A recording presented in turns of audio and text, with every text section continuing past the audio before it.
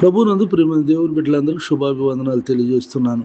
ఆయుష ఆరోగ్యాన్నిచ్చి ఈ ఉదయకాలంలో ప్రభుని స్తుతించు భాగ్యాన్ని దయచేసిన దేవునికి స్తోత్రం కలుగునగాక. నీ పగవాడు ఆకలి గొనిన ఎడల వానికి భోజనం పెట్టుము. సామెతలు 25వ అధ్యాయము 21వ వచనం. ప్రార్థన.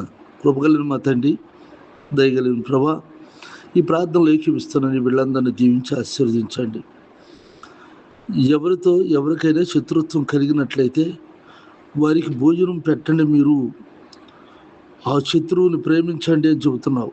ఆ శత్రువు కొరకు ప్రార్థన చేయమని మీరు చెప్పారు కనుక నాయన, ఈ ప్రార్థనలు ఏకీవిస్తున్న నీ బిడ్డలకు ఎవరైనా శత్రుత్వం కలిగి ఉంటే నిశ్చయముగా నాయన ఈ బిడ్డలు వారి కొరకు ప్రార్థన చేయనట్లుగా ఆత్మపూర్లుగా చేసి బలపరిచి నడిపించు. నీ ఆశీర్వాదం నుండి నా కుటుంబం ఆశీర్వదించబడింది అని చెప్పినట్లుగా వీరి కుటుంబాలను ఆశీర్వదించండి. ఈ బిడ్డలను దీవించండి.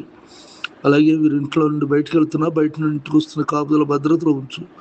వడగాలి ఎండ దెబ్బ ఏది తగలకుండా నీ బిడ్డలను కాపాడండి నాయన.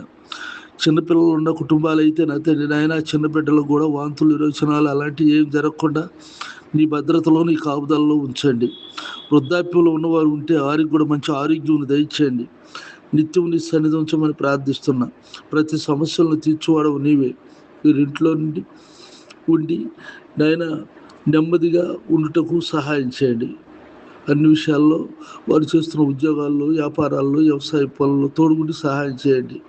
నా దేశాన్ని రక్షించండి. నాతోటి సేవకులు వినివారు ఆయా స్థలాల్లో చేస్తున్న పరిచర్యలను దీవించండి.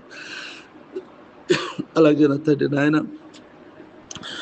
కాలేజీలు తెరవబడుతుండగా నీ బిడ్డలో కాలేజీకి వెళ్తుండగా నీ సన్నిధి తోడుగుంచి సహాయం చేయి. మేలుతో నింపమని యేసుక్రీస్తు పరిశుద్ధ నామములో ప్రార్థిస్తున్నాను తండ్రి. ఆమేన్. తండ్రి దేవుని దయ, ప్రభువైన యేసుక్రీస్తు వారి కృప, పరిశుద్ధాత్మ సన్నిధి నిత్యం తోడైన గాక. ఆమేన్.